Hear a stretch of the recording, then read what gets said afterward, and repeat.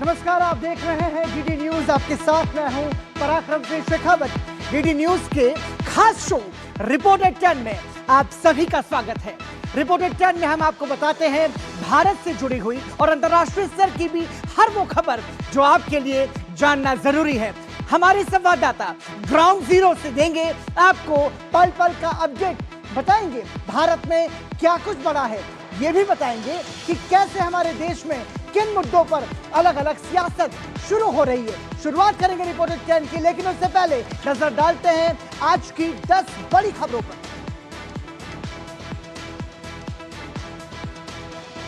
और आपको बता दें कि तुष्टीकरण की नीति, वंदे मातरम पर राजनीति, वोट बैंक की खातिर कांग्रेस वंदे मातरम के अपमान तक से परहेज नहीं कर रही है। इस पूरे मामले पर सियासत गरमाई हुई है, बताएंगे आपको इससे जुड़ी हुई खबर। इसके साथ ही दिमागी नक्सल का नया चेहरा बेनकाब, लाल किले की प्राचीर से प्रधानमंत्री के दिमागी नक्सल वाले बयान पर विपक्ष बौखलाया हुआ है और भाजपा ने इस बयान पर कांग्रेस को आड़े हाथ लिया है, बताएंगे आपको इससे जुड़ा सियासी घमासान। इसके साथ ही बात करेंगे झारखंड में जारी छात्र आंदोलन की। हेमंत सोरेन के इस्तीफे की मांग पर छात्र अड़े हुए हैं। सोरेन सरकार का असंवेदनशील चेहरा बेनकाब हुआ है, बताएंगे आपको ये पूरी खबर। इसके साथ ही बताएंगे आपको चमोली टनल में जिंदगी की जंग, रेस्क्यू टीम्स के हौसले बुलंद, टनल में पानी मलबे के बीच रेस्क्यू ऑपरेशन जारी है। इस खबर पर देंगे पूरी जानकारी। और इसके अलावा बारिश, बाढ़ की दोहरी मार, राहत की रफ्तार तेज, भारी बारिश की वजह से कई राज्यों में जनजीवन प्रभावित है। इस चुनौती का सामना कैसे किया जा रहा है, बताएंगे आपको। इसके साथ ही आज भारत रत्न और पूर्व प्रधानमंत्री अटल बिहारी वाजपेयी की पुण्यतिथि है। अटल जी की विरासत देश सेवा का अमिट अध्याय रही है, आपको बताएंगे अटल जी के प्रति कृतज्ञ राष्ट्र की श्रद्धांजलि। इसके साथ ही बंदूक से रैंप तक बस्तर में बदलती जिंदगी की नई तस्वीर आपको दिखाएंगे, क्योंकि जिन हाथों ने कभी बंदूक की गोलियां चलाई थी, उन्होंने रैंप वॉक पर अपने कौशल का प्रदर्शन किया है, ये आपको बताएंगे। और इसके साथ ही नक्सल गढ़ से भरोसे के गढ़चिरौली तक का सफर भी बताएंगे कि कैसे विकास की रफ्तार कभी नक्सल प्रभावित रहे इलाकों की तस्वीर बदल रही है। साथ ही बात होगी इंडोनेशिया में आए भूकंप त्रासदी की भी। धरती कांपी इंडोनेशिया में जिंदगी मलबे में दफन है, बताएंगे आपको चुनौती भरे हालात का सामना कैसे किया जा रहा है। और इसके साथ ही आपको बताएंगे कि किस तरीके से बेल्जियम धधक रहा है। दरअसल बेल्जियम के हाइफेंस के जंगलों में आग का कहर है। रिकॉर्ड तोड़ आग ने तबाही मचाई है, गांव खाली कराए गए हैं, हजारों हेक्टेयर जो घर हैं वो राख हो गए हैं, गांवों पर खतरा मंडरा रहा है। हाइफेंस के जंगलों में आग कैसे प्रभावित कर रही है जनजीवन, ये भी बताएंगे आपको।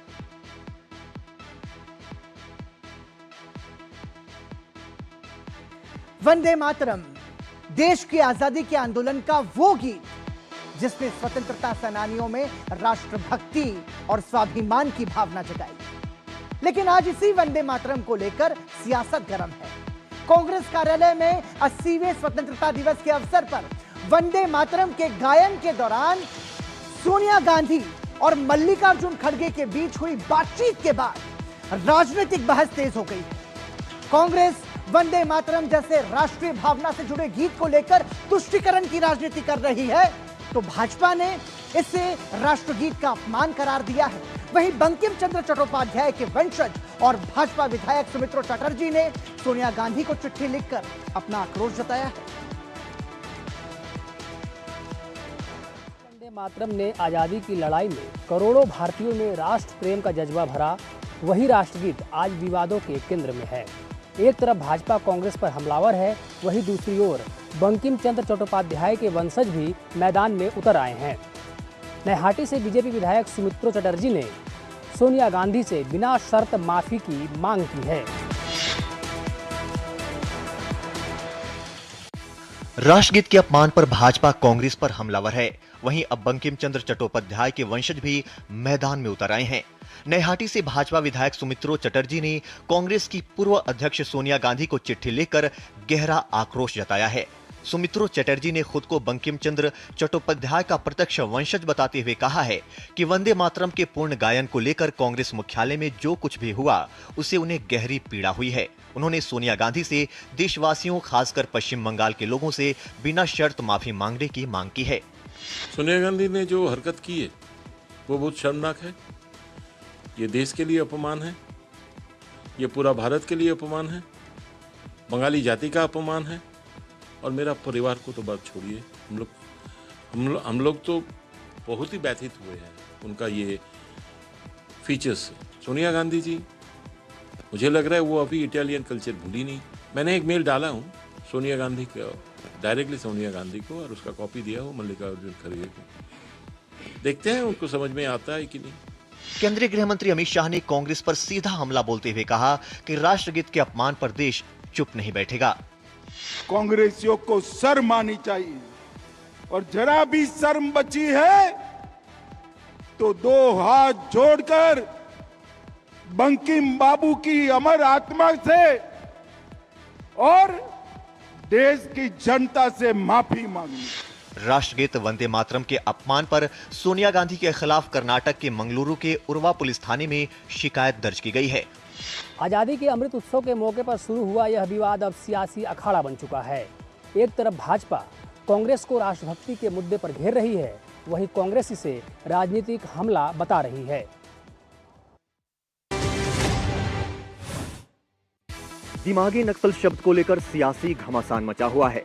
प्रधानमंत्री नरेंद्र मोदी ने लाल किले से कहा कि देश को सिर्फ हथियार बंद नक्सलवाद से नहीं बल्कि ऐसी विचारधारा से भी सतर्क रहना होगा जो देश को कमजोर करती हो।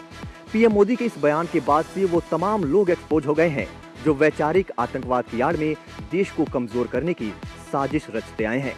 प्रधानमंत्री मोदी के बयान के बाद बीजेपी ने कहा कि नक्सलवाद सिर्फ जंगलों में हथियार लेकर घूमने वालों तक सीमित नहीं है। कुछ लोग विचार और प्रचार के जरिए भी देश विरोधी सोच को बढ़ावा देते हैं। भाजपा का कहना है कि देश ने हिंसक नक्सलवाद के खिलाफ बड़ी सफलता हासिल की है, लेकिन वैचारिक स्तर पर चलने वाली चुनौतियों से भी सतर्क रहने की जरूरत है। Chidambaram, what do you mean by this utterly irresponsible comment you have made? आप सुप्रीम कोर्ट के सीबीआई लोग हैं, कानून समझ गए, आप संसद के सदस्य हैं राज्यसभा में, आपको समझ में नहीं आता क्या बोल रहे हैं और क्यों बोल रहे हैं। पीएम मोदी के दिमागी नक्सल वाले बयान पर विपक्ष ने पलटवार किया है। कांग्रेस ने आरोप लगाया कि सरकार अपने आलोचकों और असहमति की आवाज उठाने वालों को निशाना बनाने के लिए ऐसे शब्दों का इस्तेमाल कर रही है। क्या सामाजिक न्याय की मांग करना दिमागी नक्सल का प्रतीक है? क्या संविधान को लागू करने की मांग दिमागी नक्सल का प्रतीक है? कौन है ये दिमागी नक्सल, बताइए, क्या परिभाषा क्या है आपका?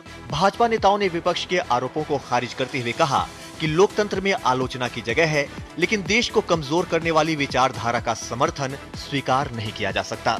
दिमागी नक्सल का यह मुद्दा अब सिर्फ एक बयान नहीं बल्कि आने वाले समय में देश विरोधी विचारधाराओं के खिलाफ एक बड़ा वैचारिक युद्ध है। सरकार का रुख बिल्कुल स्पष्ट है कि देश हित में कोई भी समझौता नहीं होगा, चाहे युद्ध बंदूक के खिलाफ हो या फिर वैचारिक साजिश के खिलाफ। झारखंड में जेपीएससी और जेएससीसी परीक्षाओं में अनियमितता के खिलाफ पिछले 23 दिनों से छात्र सड़कों पर हैं। अब छात्रों ने मुख्यमंत्री हेमंत सोरेन के इस्तीफे की मांग कर डाली है और साथ ही साथ 20 तारीख को मुख्यमंत्री आवास घेराव की भी चेतावनी दी है। रांची में छात्रों का आक्रोश लगातार बढ़ता जा रहा है। जेपीएससी और जेएसएससी भर्ती परीक्षाओं में कथित धांधली के खिलाफ आंदोलन 23 दिनों से जारी है। प्रदर्शनकारी छात्रों ने आंदोलन तेज करने का ऐलान कर दिया है। छात्रों ने मुख्यमंत्री हेमंत सोरेन के इस्तीफे की मांग करते हुए 20 अगस्त को मुख्यमंत्री आवास घेराव की घोषणा की है।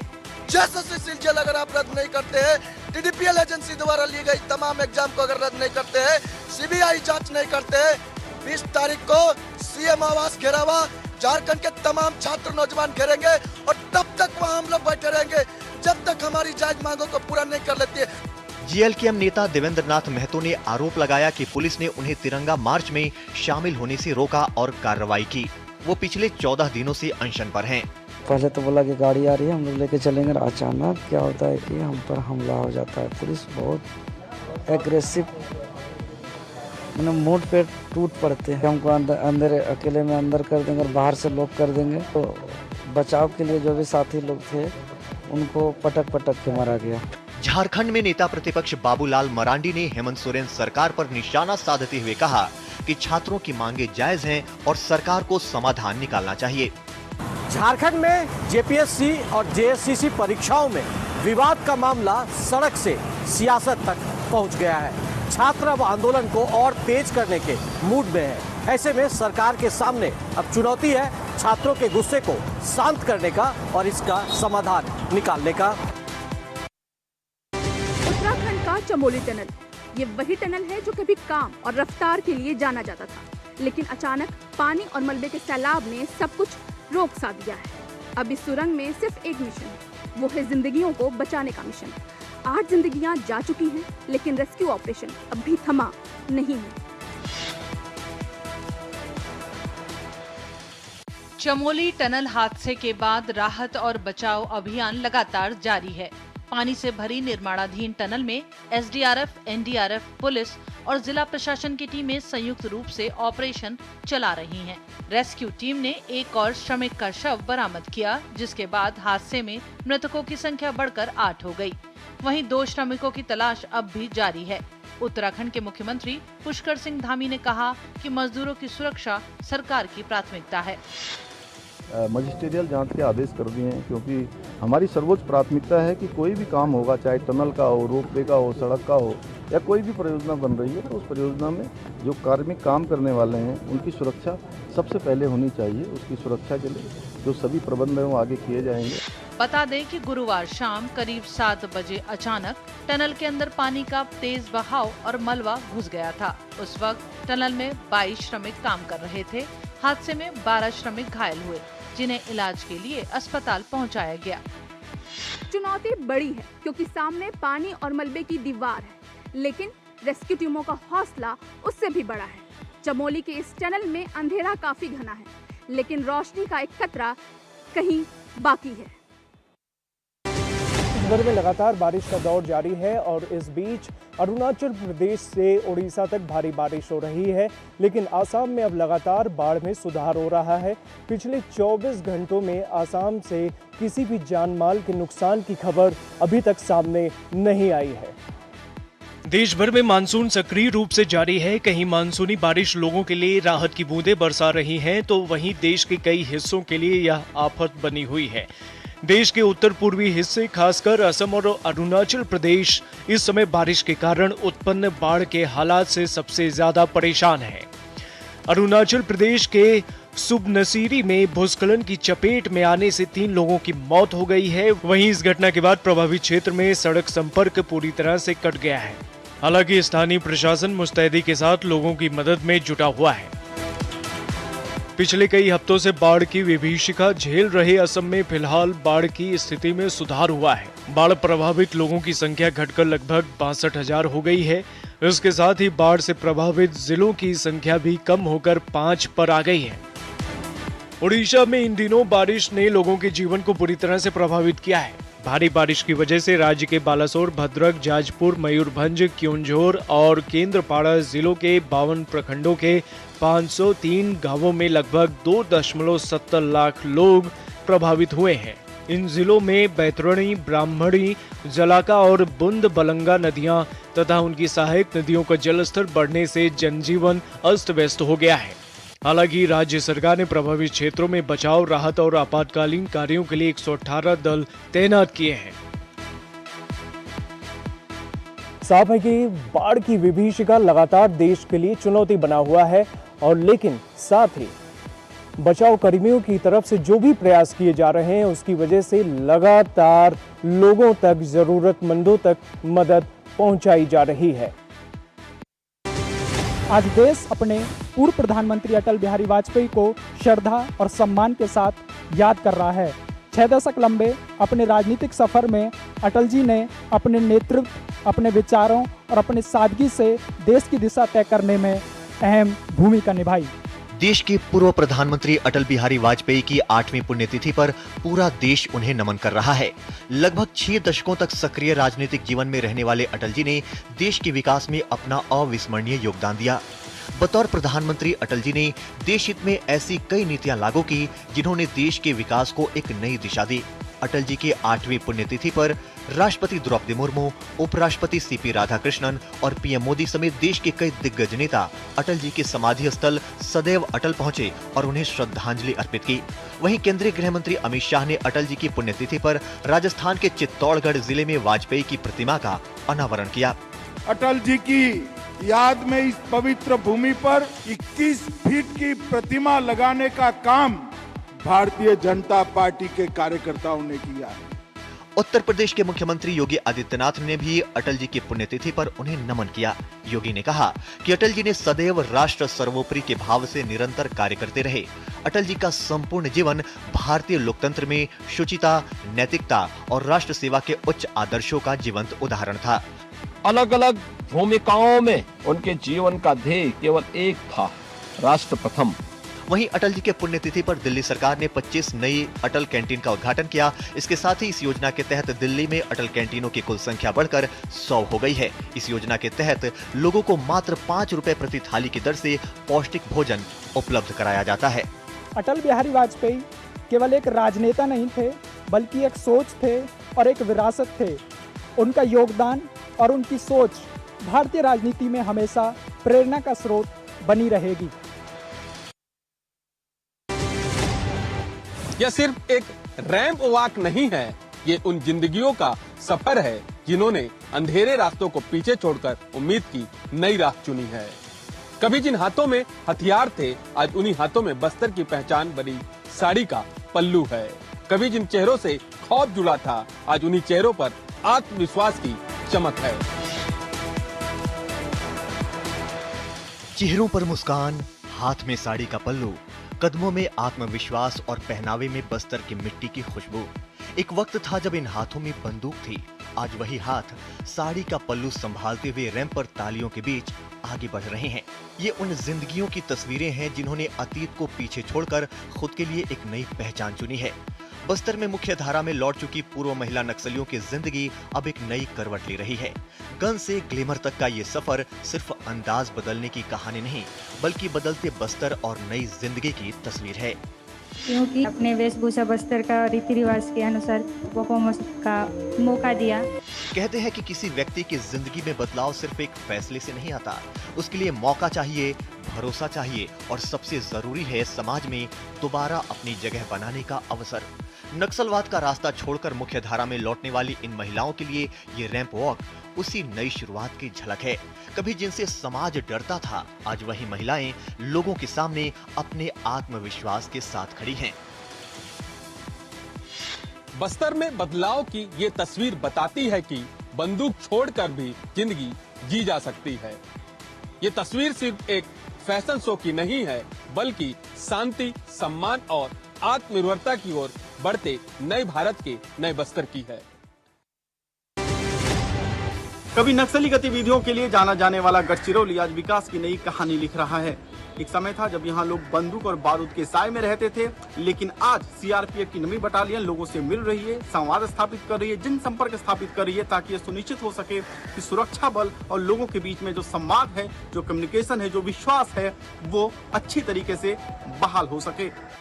महाराष्ट्र के गढ़चिरौली में अब फोकस सिर्फ सुरक्षा पर नहीं, बल्कि लोगों से जुड़ाव और विश्वास बनाने पर भी है। महाराष्ट्र सरकार के पुलिस दादा लोरा खिड़की जैसी पहल के जरिए ग्रामीणों को एक ही जगह पर कई सरकारी सेवाओं का लाभ मिल रहा है। वहीं सीआरपीएफ भी लगातार गांवों का दौरा कर लोगों से संवाद कर रही है और उनकी समस्याओं को समझने की कोशिश कर रही है। लोग एक तो देख करके प्रेरित होते ही हैं, जितने भी लोग हमसे मिलते हैं, अभी आप देखेंगे सिर्फ साइकिल ही नहीं चलाते हैं, बीच में हम रुक करके जो पार्क है, स्कूल है, उसके मैदान है, वहाँ उन बच्चों के साथ हम एक्सरसाइज भी करते हैं। प्रयास है हमारा कि लोग ज्यादा से ज्यादा शामिल हो। छत्तीसगढ़ से सटे इन दुर्गम इलाकों में सीआरपीएफ कई जनसंपर्क अभियानों के जरिए नई तस्वीर गढ़ रही है। एक तरफ साइकिल रैलियों के माध्यम से पर्यावरण के संरक्षण का संदेश दिया जा रहा है, तो वहीं दूसरी ओर सुरक्षा बलों और ग्रामीणों के बीच भरोसे की दूरी भी कम हो रही है। गढ़चिरौली की यह कहानी बताती है कि शांति केवल हथियारों से नहीं, बल्कि संवाद, विश्वास और विकास के जरिए आती है। आज यहाँ ग्रामीण फोर्सेस के साथ मिलकर इस जगह की यानी कि गढ़चिरौली की नींव मजबूत कर रहे हैं। इंडोनेशिया में धरती ऐसी कांपी कि देखते ही देखते जिंदगी मलबे में बदल गई। फ्लोरेस में आए 7.7 की तीव्रता के भूकंप ने भारी तबाही मचाई है। मौत का आंकड़ा 51 तक पहुंच चुका है। हजारों लोग बेघर हैं और मलबे के नीचे जिंदगी की तलाश अब भी जारी है। इंडोनेशिया के फ्लोरेस इलाके में आए इस भीषण भूकंप ने बड़े पैमाने पर तबाही मचाई है। शनिवार सुबह करीब 6 बजे आए भूकंप से फ्लोरेस में मकान ढह गए और कई इलाकों में भूस्खलन हुआ। 100 से ज्यादा लोग घायल हैं, जबकि 900 से ज्यादा मकान पूरी तरह से तबाह हो चुके हैं। करीब 5000 लोगों को राहत शिविरों में जाना पड़ा। भूकंप के बाद सुनामी की चेतावनी जारी हुई है, जिसे बाद में वापस ले लिया गया। मुश्किल सिर्फ तबाही की नहीं, कटे हुए इलाकों तक पहुंचने की भी है। भूस्खलन से करीब 700 किलोमीटर लंबे ट्रांस फ्लोरेस हाईवे पर कई जगह रास्ते बंद हैं। बिजली और संचार व्यवस्था प्रभावित होने से राहत टीमों की मुश्किल बढ़ गई है।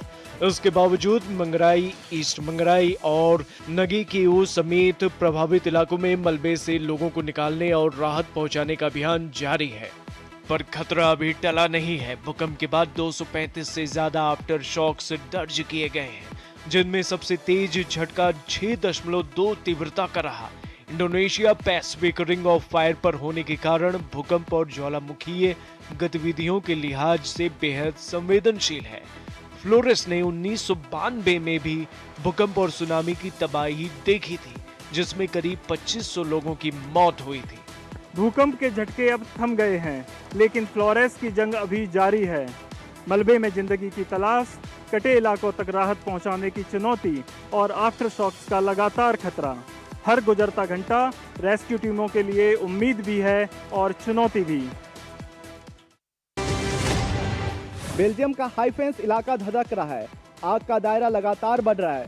गांव खाली कराए जा रहे हैं। आग के विकराल रूप साफ साफ बता रहे हैं कि ये बेल्जियम के इतिहास के सबसे बड़ी भीषण आग की घटनाओं में से एक है। हालांकि राहत की बात है कि बेल्जियम की इस लड़ाई में यूरोप भी शामिल हो चुका है।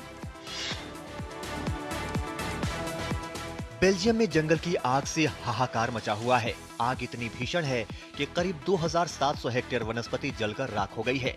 शनिवार शाम तक देश के पूर्वी हिस्से के हाईफेंस इलाके में फैली ये आग बेल्जियम की अब तक की सबसे बड़ी वाइल्ड फायर बन गई। शुक्रवार दोपहर करीब 2 बजे लगी आग पर 30 घंटे बाद भी काबू पाने की कोशिश जारी रही।